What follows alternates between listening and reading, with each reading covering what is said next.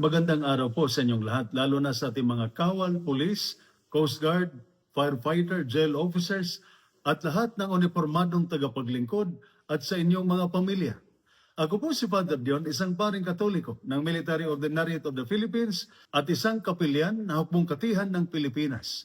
At ito po ang salita ng Diyos, ang ating gabay. Ngayon po ay Friday, January 16, 2026, sa unang linggo ng karaniwang panahon. At ang ating mga pagbasa mula sa banal na kasulatan sa araw na ito ay nagpapaalala sa atin na hindi laging ang hinahanap natin ay talagang kailangan natin. Sa serbisyo, sa kampo, istasyon, barko, himpilan ng mga bombero o piitan, madalas ang hinahanap natin ay lakas, kontrol at kasiguruhan. Pero ang ibinibigay ng Diyos ay mas malalim, kapayapaan ng loob, paggaling ng puso, at kalayaan mula sa takot. Sa ating unang pagbasa mula sa unang aklat ni Samuel, chapter 8, verses 4 to 7 and 10 to 22, humiling ang mga Israelita ng hari. Pagod na sila, natatakot. Gusto nila ng malinaw na pamumuno at seguridad. Gusto nilang maging katulad ng ibang bansa. Pero sinabi ng Diyos kay Samuel, hindi ikaw ang tinatanggihan nila. Ako ang itinataboy nila bilang hari. Mga kapatid, pamilyar ito sa buhay serbisyo. Minsan sinasabi natin, kung mas mataas lang ang ranggo ko, kung mas hawak ko lang ang sitwasyon, kung kontrolado ko lang ang lahat. Pero babala ng Diyos. Ang hinihiling natin dahil sa takot, madalas nagiging bagong tanikala o chain. Mas mataas na posisyon, mas mabigat ang responsibilidad, mas maraming control, mas malalim na pagod. Hindi laging ibinibigay ng Diyos ang gusto natin dahil mas alam niya ang tunay nating kailangan.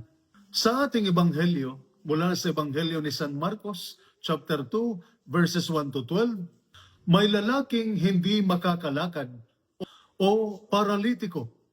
Hindi siya nagsalita, hindi siya humiling, hindi siya kumilos. Pero may mga taong hindi siya iniwan. Binuhat siya, inakyat siya sa bubong, binuksan ang bubong, at inilapit kay Jesus. At ano ang ginawa ni Jesus? Hindi agad pagaling ng katawan, kundi pinatawad na ang iyong mga kasalanan. Bakit? Dahil alam ni Jesus, may mga taong matibay sa labas, pero paralisado sa loob.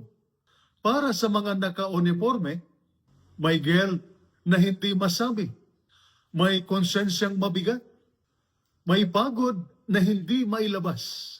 May sugat na hindi nakikita ng iba. Inuna ni Jesus ang puso bago ang katawan. At saka lamang niya sinabi, tumindig ka, buhatin mo ang iyong higaan at umuwi ka. Mga kapatid, hindi lahat ng pagod ay physical. Hindi lahat ng sugat ay nakikita. Hindi lahat ng laban ay nasa labas. Minsan, ang tunay na himala ay may asawang naghihintay at nagdarasal. May kasamahang hindi sumusuko. May Diyos na mas inuuna ang paggaling sa loob kaysa bilis ng solusyon. Katulad ng paralitiko, minsan kailangan nating magpabuhat. Hindi dahil mahina tayo, kundi dahil tao tayo. At katulad ng Israel, minsan humihingi tayo ng kontrol. Pero ang ibinibigay ng Diyos ay tiwala. Ito po ang salita ng Diyos, ang ating gabay. Manalangin tayo. Panginoong Diyos, Ikaw ang aming tunay na hari. Sa gitna ng aming tungkulin, panganib at pagod, turuan mo kaming magtiwala sa iyo. Kahit hindi namin kontrolado ang lahat. Pagalingin mo ang mga sugat na hindi nakikita. Ang takot, guilt, pagod, panghihina ng loob. Palakasin mo ang mga pamilyang naghihintay at basbasan mo ang lahat ng naka-uniforme na patuloy na maglilingkod kahit napapagod.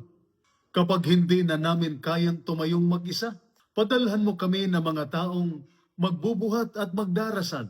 At tulad ng lalaking pinagaling mo, patayuin mo kaming muli. May kapayapaan sa puso at lakas na magpatuloy. Sa pamamagitan ni Kristo ng aming Panginoon. Amen. At sumainyo at sa inyong pamilya ang pagpapala na makapangyarihang Diyos, Ama, Anak at Espiritu Santo. Amen. San Miguel Arcangel, ipagtanggol mo kami. Amen.